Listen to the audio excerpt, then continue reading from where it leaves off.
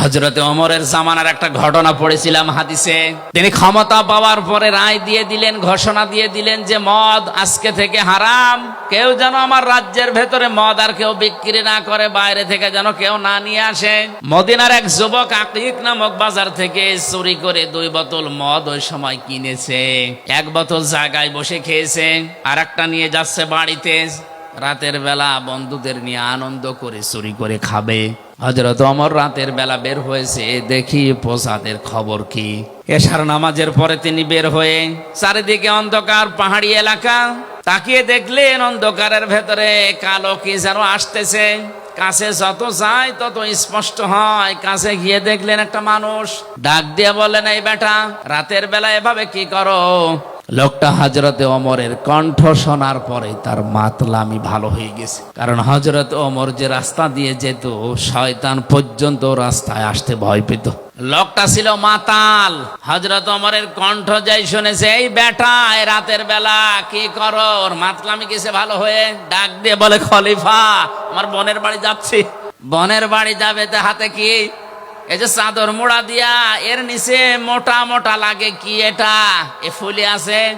ও মনের অশান্তি মুখ দিয়ে বের হয়ে গেছে, এটা দুধের বোতল মা দিয়েছে, বোনের বাড়িতে নিয়ে যাচ্ছি। হযরত ওমর সঙ্গে সঙ্গে বললেন, দেখি তোর দুধের বোতল দেখা কেমন। লোকটা চিন্তা করছে, মিথ্যা কথা তো বলেই ফেলেছি। 1 বোতল খেয়েছিলাম, আর 1 বোতল নিয়ে যাচ্ছিলাম।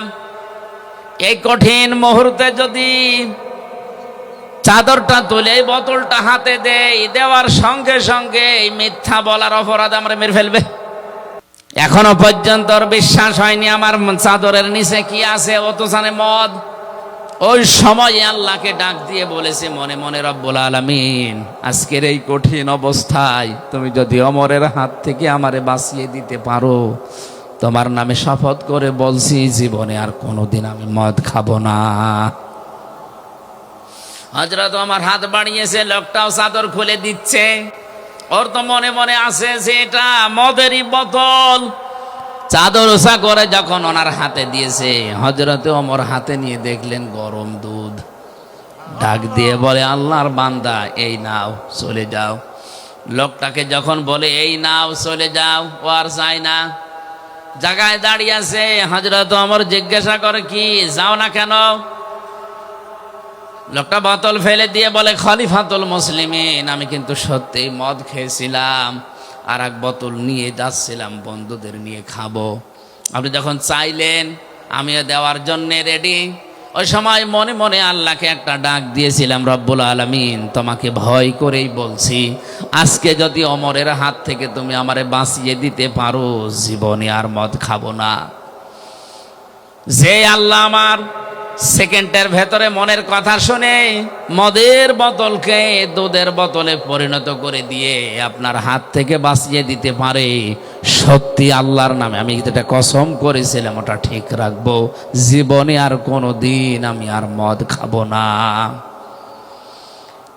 আল্লাহর ভয় নিয়ে কোনো মানুষ যদি অন্যায় কাজ করার সমর্থ থাকার পরেও কোনো মানুষ যদি আল্লাহর ভয়ে ফিরে আসে, মহান আল্লাহ ওই সময় তাকে সাহায্য করে।